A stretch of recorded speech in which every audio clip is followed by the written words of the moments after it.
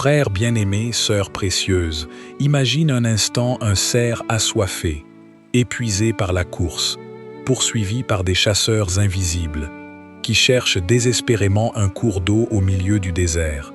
C'est exactement l'image que nous offre le psalmiste lorsqu'il écrit, dans le psaume 42, verset 1er, « Comme le cerf soupire après des courants d'eau, ainsi mon âme soupire après toi, ô Dieu. » Cette image bouleversante n'est pas seulement une métaphore poétique, elle est le miroir de ce que traverse chaque enfant de Dieu à un moment ou un autre de sa vie, la soif spirituelle, l'épreuve, le sentiment d'être traqué par des forces contraires, et pourtant, au fond de cette détresse, un appel puissant vers la protection, la victoire et le miracle divin. Aujourd'hui, nous allons plonger ensemble dans ce psaume extraordinaire, un texte que le roi David, ou l'un des fils de Corée selon certaines traditions, a couché sur le papier dans un moment de profonde angoisse, loin du temple, loin de la présence visible de Dieu, et pourtant jamais aussi proche de sa délivrance. Ce psaume nous enseigne que même lorsque l'âme est abattue, même lorsque les ennemis se moquent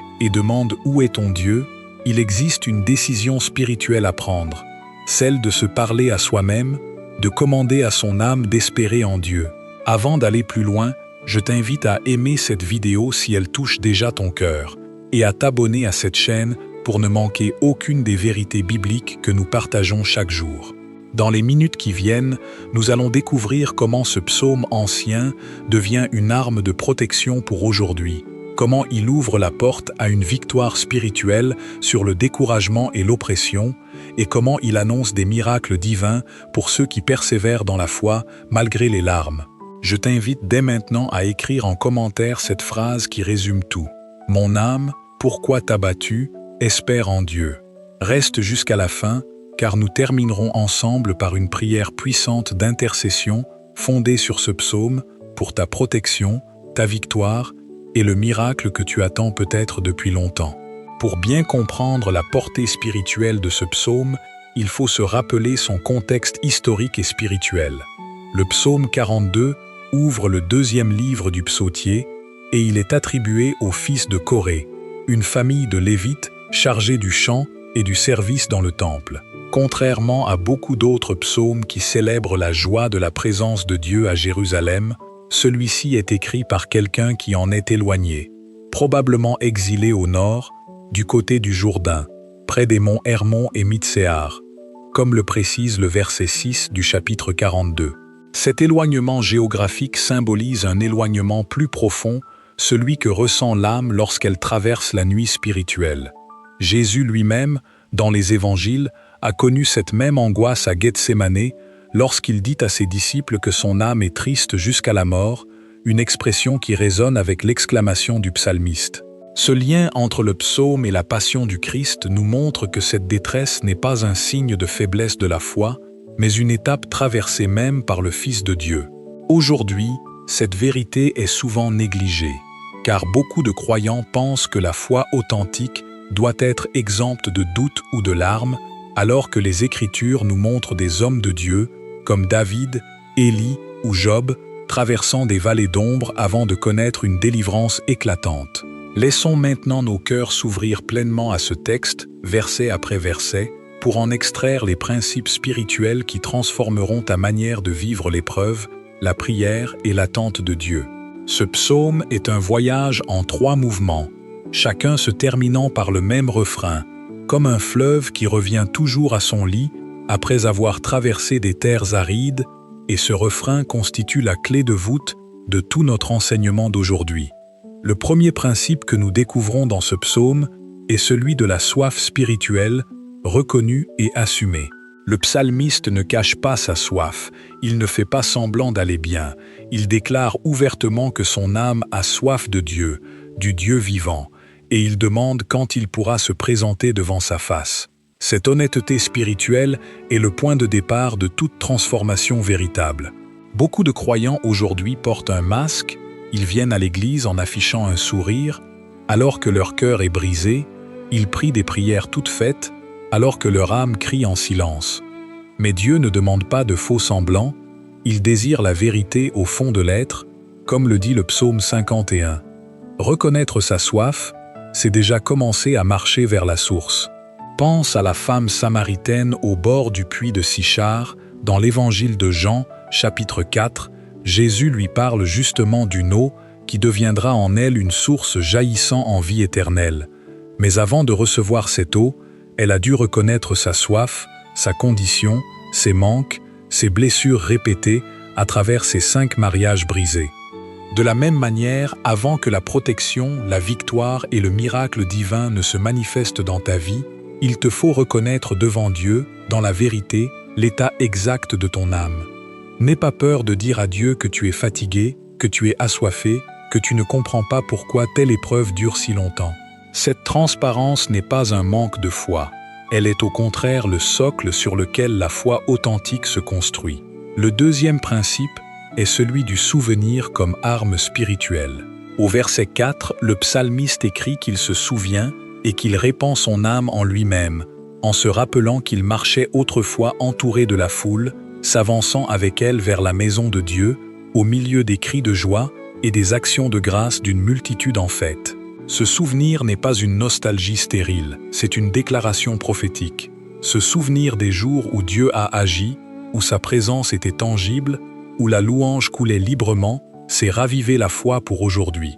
Dans l'Ancien Testament, à de nombreuses reprises, Dieu demande à son peuple de se souvenir. Souviens-toi que tu as été esclave en Égypte. Souviens-toi de ce que l'Éternel ton Dieu a fait à Pharaon.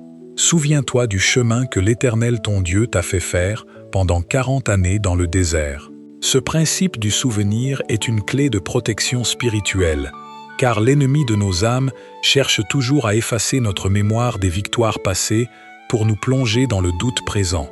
Quand tu te souviens de la fois où Dieu a guéri ton corps, où il a pourvu à un besoin financier impossible humainement, où il a protégé ta famille d'un danger, tu réactives dans ton esprit la certitude que ce même Dieu, hier, aujourd'hui et éternellement le même, selon Hébreux chapitre 13 verset 8, peut encore agir maintenant. C'est pourquoi il est essentiel de tenir un journal spirituel de tes victoires, de raconter tes témoignages, de ne jamais laisser le silence engloutir ce que Dieu a fait pour toi. Le troisième principe, peut-être le plus puissant de tout le psaume, est celui du dialogue intérieur dirigé par la foi. Le verset 5 est une déclaration extraordinaire. « Pourquoi t'as battu mon âme et gémis-tu au-dedans de moi ?» Ici, le psalmiste ne se laisse pas simplement submerger par ses émotions, il s'adresse directement à son âme, il l'interroge, il la reprend, il lui donne un ordre « Espère en Dieu, car je le louerai encore, il est mon salut et mon Dieu. » Cette technique spirituelle est révolutionnaire, car elle nous enseigne que nous ne sommes pas de simples spectateurs impuissants de nos émotions.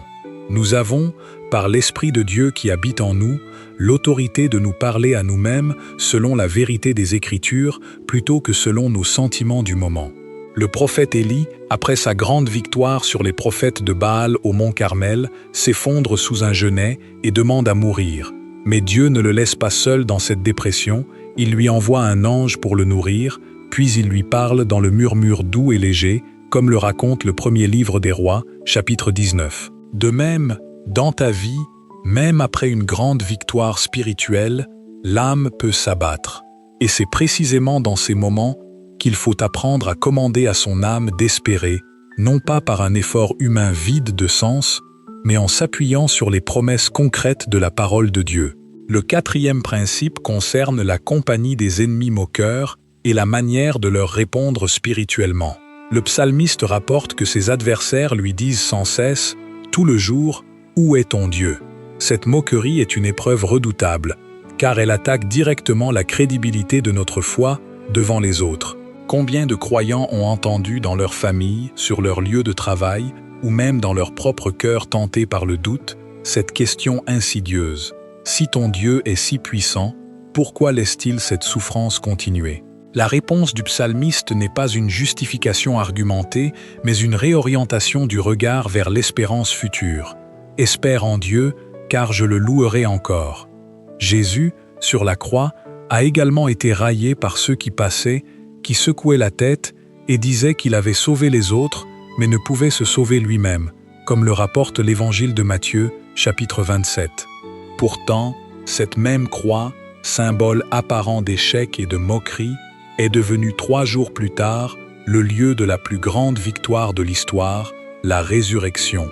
Ainsi, lorsque les moqueries t'assaillent, souviens-toi que Dieu transforme souvent les situations qui semblent être des défaites en tremplin vers la plus grande gloire. Le 5e principe est celui de l'attente active dans la profondeur, illustré par les versets 7 et 8, où le psalmiste évoque un abîme qui appelle un autre abîme au bruit de tes cataractes. Toutes tes vagues et tous tes flots passent sur moi. Cette image saisissante décrit une détresse extrême, comme si l'âme était submergée par des vagues successives, sans répit. Mais immédiatement après cette description dramatique, le psalmiste ajoute que le jour, l'Éternel m'accordait sa grâce, la nuit je chantais ses louanges et j'adressais une prière au Dieu de ma vie. C'est ici un enseignement fondamental sur la protection divine au cœur même de la tempête. Dieu ne promet pas nécessairement l'absence de vagues, mais sa présence fidèle au milieu des vagues. Pense à la traversée du lac de Génézareth par les disciples. Dans l'évangile de Marc, chapitre 4, lorsque la tempête menace de faire couler la barque, et que Jésus, réveillé, dit simplement « Paix, calme-toi » et un grand calme se fait. Le miracle n'est pas seulement dans la fin de la tempête, il est aussi dans la présence même de Christ dans la barque avant que la tempête ne cesse. Nous voici arrivés à ce moment de notre partage où je veux t'encourager de tout mon cœur, si cette parole résonne déjà en toi, à aimer cette vidéo et à t'abonner à la chaîne. Ce simple geste permet à d'autres âmes assoiffées, comme la tienne, de découvrir ces vérités bibliques qui transforment des vies entières, et il t'aide toi-même à ne manquer aucun enseignement à venir, car nous avons encore beaucoup à découvrir ensemble sur la protection, la victoire et le miracle divin que Dieu prépare pour toi. Poursuivons maintenant notre exploration en entrant plus profondément dans les vérités cachées de ce psaume, ces trésors que beaucoup lisent rapidement sans en saisir toute la portée spirituelle. Le 6e principe que je veux partager avec toi concerne la structure même du psaume, organisée en 2 mouvements séparés par le même refrain, aux versets 5 et 11. Cette répétition n'est pas un hasard littéraire, elle enseigne un principe spirituel puissant. La victoire sur le découragement n'est pas un événement unique et définitif, mais un combat qui se renouvelle, un choix que l'âme doit refaire encore et encore. Le psalmiste, après avoir proclamé son espérance au verset 5, retombe dans l'angoisse au verset suivant, décrivant à nouveau son âme abattue, avant de se reprendre une seconde fois au verset 11. Cette structure en spirale, plutôt qu'en ligne droite, ressemble profondément à notre propre expérience spirituelle. Nous ne franchissons pas une fois pour toutes la ligne du découragement vers la joie parfaite. Nous devons, jour après jour, parfois heure après heure, choisir de nouveau d'espérer en Dieu. Cette vérité libère beaucoup de croyants d'un fardeau de culpabilité, car ils pensent qu'être encore découragés après avoir prié signifie que leur foi est défaillante, alors qu'en réalité, même le psalmiste inspiré par l'Esprit de Dieu a dû répéter ce combat intérieur. Le 7e principe concerne la nature même de la protection divine évoquée dans ce psaume.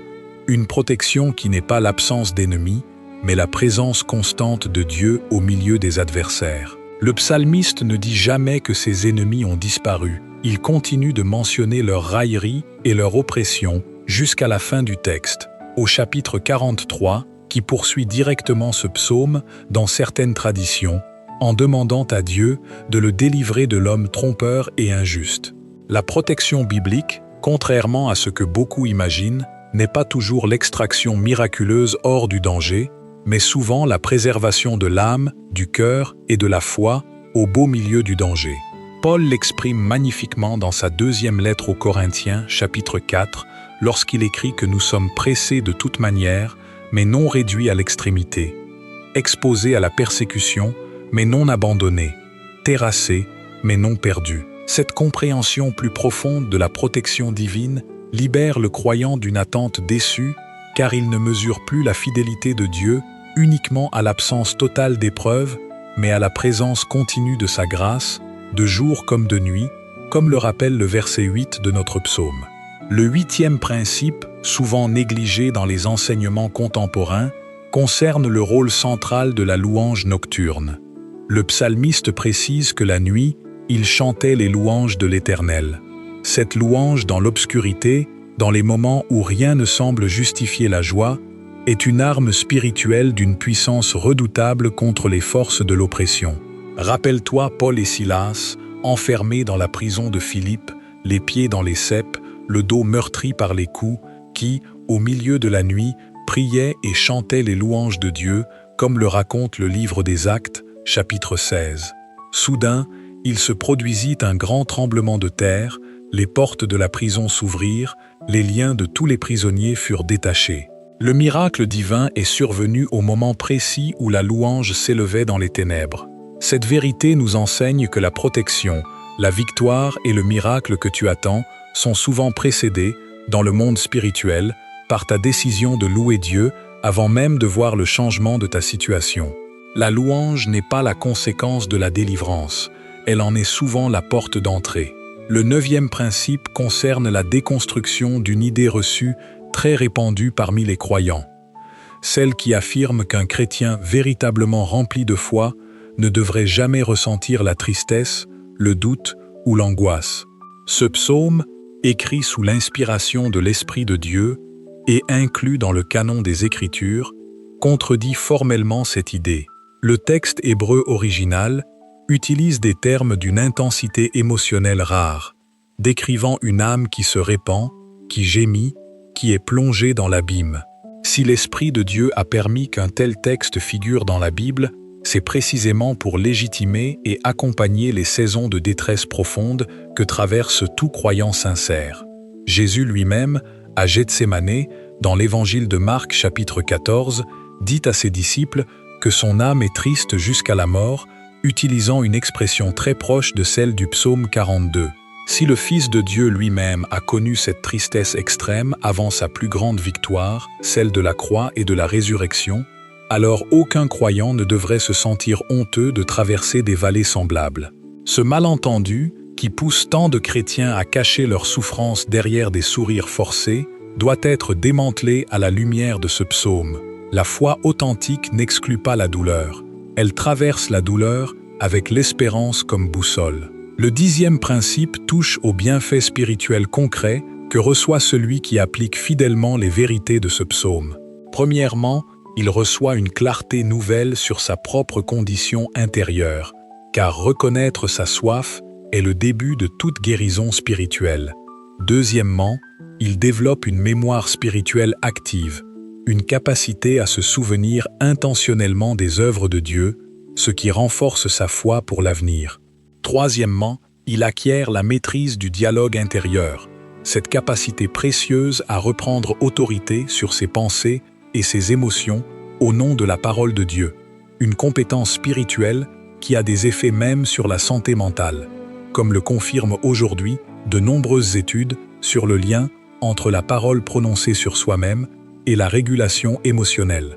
Quatrièmement, il développe une résilience face aux moqueries et à l'incompréhension du monde, sachant que la question « Où est ton Dieu ?» ne doit jamais dicter la réponse de son cœur. Cinquièmement, il apprend à louer Dieu dans la nuit, ce qui ouvre la porte à des interventions divines, souvent spectaculaires. Sixièmement, et c'est peut-être le plus grand bienfait, il développe une espérance stable qui ne dépend plus des circonstances extérieures, mais de la nature immuable de Dieu lui-même, son rocher, comme le nomme le psalmiste au verset 9. Comprenons maintenant comment ces vérités anciennes se traduisent concrètement en protection, en victoire et en miracle divin pour ta vie aujourd'hui. La protection promise dans ce psaume n'est pas une formule magique, mais une posture spirituelle constante d'attachement à Dieu comme à son rocher, celui qui reste stable même lorsque tout autour semble s'effondrer.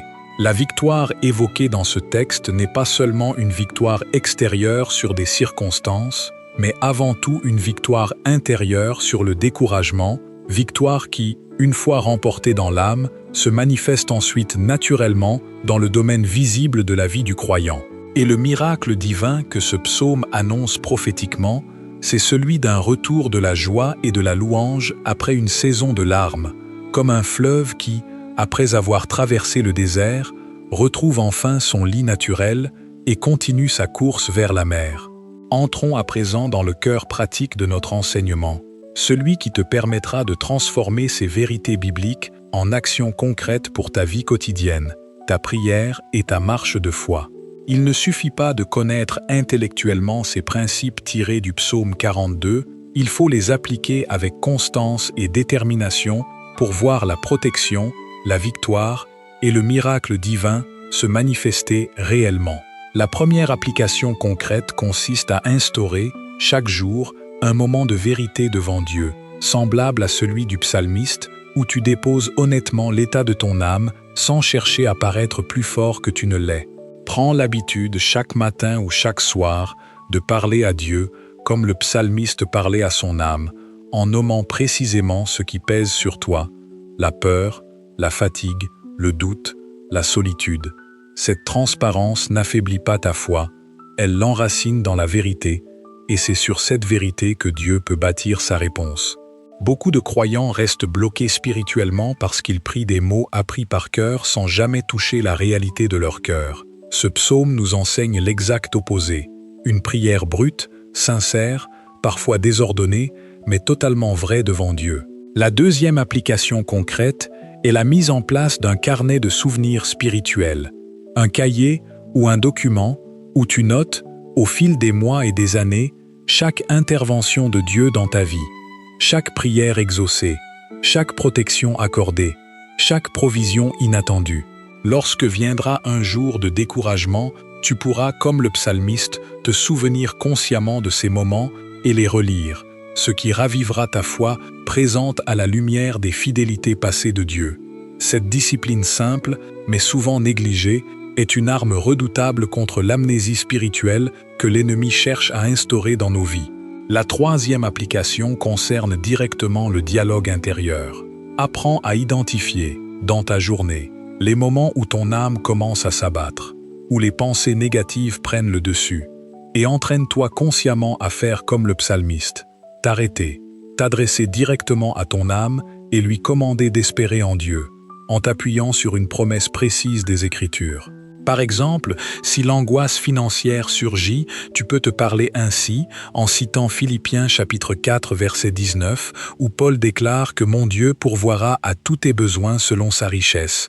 Avec gloire, cette pratique demande de la répétition, car les vieux schémas de pensée ne se transforment pas en un jour. Mais avec le temps, cette discipline devient une seconde nature spirituelle, une véritable armure contre le découragement. La quatrième application, essentiel pour connaître la protection divine au cœur des épreuves, consiste à cultiver la louange, même lorsque les circonstances ne semblent pas la justifier. Choisis, comme Paul et Silas dans leur prison, de chanter, de proclamer, de remercier Dieu avant même de voir le changement, sachant que cette louange sacrificielle ouvre des portes spirituelles que la plainte ne peut jamais ouvrir. Que ce soit à travers un chant, une déclaration à voix haute des Écritures, ou simplement une prière de reconnaissance pour ce que Dieu a déjà fait, cette pratique quotidienne transforme progressivement l'atmosphère spirituelle de ta vie. La cinquième application concerne la persévérance dans l'épreuve, car ce psaume nous enseigne que la victoire n'élimine pas immédiatement tout combat futur. Rappelle-toi Job, qui après avoir tout perdu, ses biens, ses enfants, sa santé, a traversé un long chemin de questionnement avant que Dieu ne restaure sa vie au double de ce qu'il possédait auparavant, comme le rapporte le dernier chapitre du livre qui porte son nom.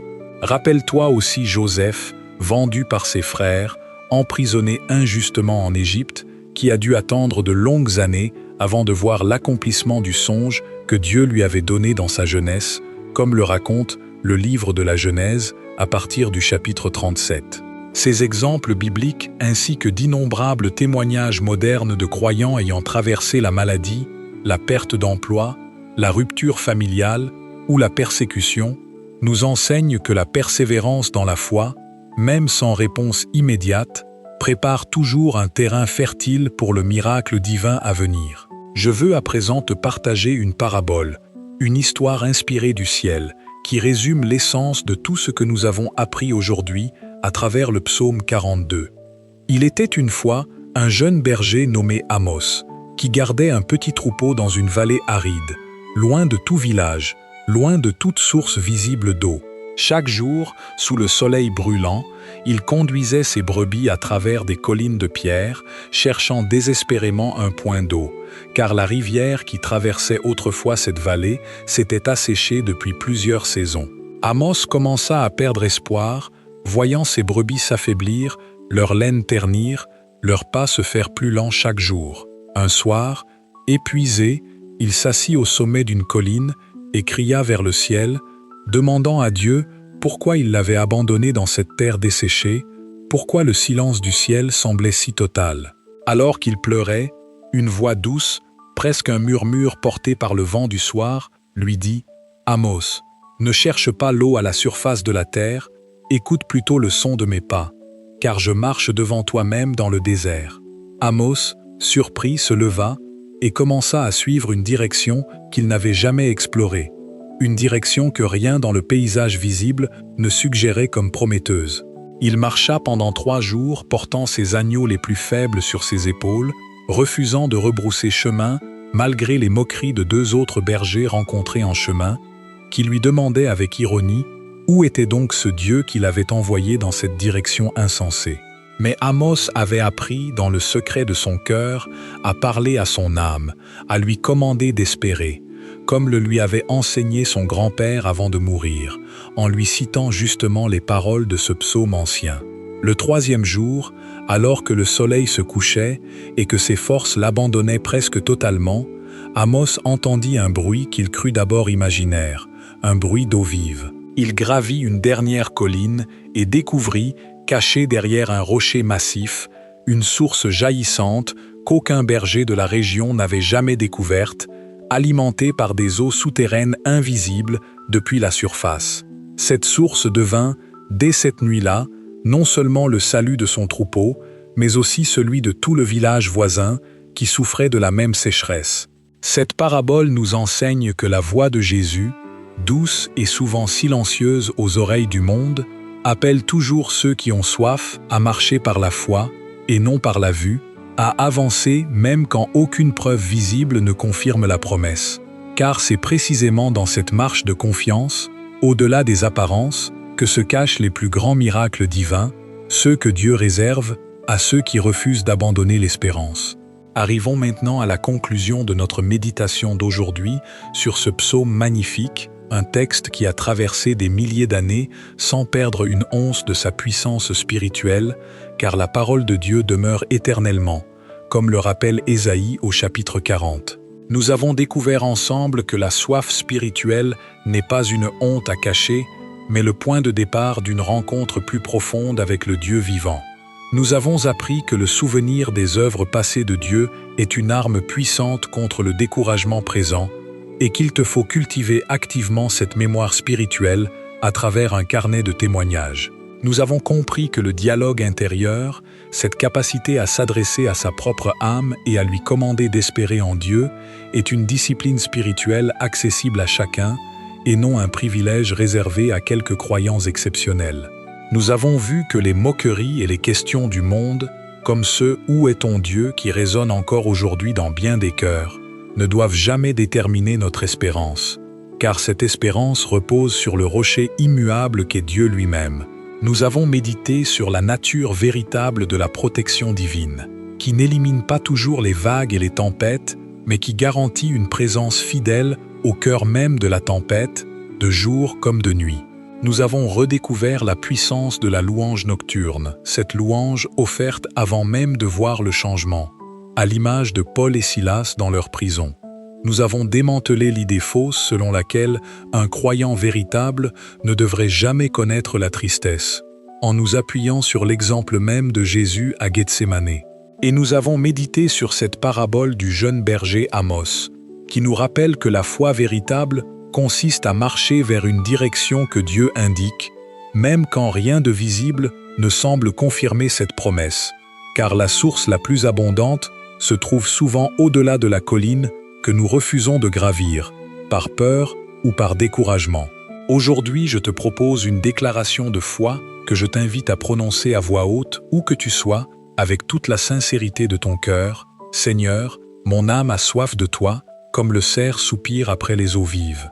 Je me souviens aujourd'hui de tes fidélités passées dans ma vie, et je choisis, comme le psalmiste, de parler à mon âme et de lui commander d'espérer en toi.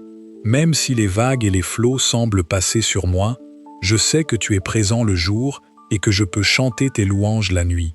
Que ta protection divine m'enveloppe, que ta victoire se manifeste dans chaque domaine où je me sens vaincu et que ton miracle éclate dans ma vie au moment précis où tu l'as déjà préparé de toute éternité. Je refuse de laisser les moqueries du monde définir ma foi, car tu es mon rocher, mon salut et mon Dieu, aujourd'hui, demain et pour toujours, au nom puissant de Jésus-Christ. Amen. Si cette parole a touché ton cœur aujourd'hui, si tu sens que Dieu a parlé directement à ta situation à travers ce psaume ancien et pourtant si actuel, je t'invite de tout cœur à partager cette vidéo avec une personne que tu sais traverser une saison difficile en ce moment, car ta simple action de partage pourrait devenir, entre les mains de Dieu, l'instrument de sa délivrance. Prends également un instant pour écrire en commentaire la phrase qui a le plus marqué ton cœur aujourd'hui, ou simplement le mot « espérance » afin que nous puissions prier ensemble, en communauté, pour chaque protection, chaque victoire et chaque miracle divin que Dieu prépare pour cette famille de croyants. Et si tu désires approfondir encore davantage ce sujet, je t'encourage à ouvrir toi-même ta Bible, à lire lentement le psaume 42, ainsi que le psaume 43 qui le prolonge directement, et à laisser l'Esprit de Dieu te révéler personnellement des vérités que nous n'avons peut-être pas eu le temps d'aborder aujourd'hui. N'oublie pas de t'abonner à cette chaîne et d'activer la petite cloche de notification, afin de ne manquer aucun enseignement biblique à venir, car chaque jour, nous continuerons ensemble à explorer la richesse infinie de la parole de Dieu, cette parole vivante et efficace qui a le pouvoir de transformer ta vie, de restaurer ton âme et de te conduire comme un fleuve tranquille des terres arides du découragement jusqu'à l'océan sans limite de la joie et de la victoire en Christ. Que la paix de Dieu, qui surpasse toute intelligence, garde ton cœur et tes pensées en Jésus-Christ, aujourd'hui et pour toujours. Amen.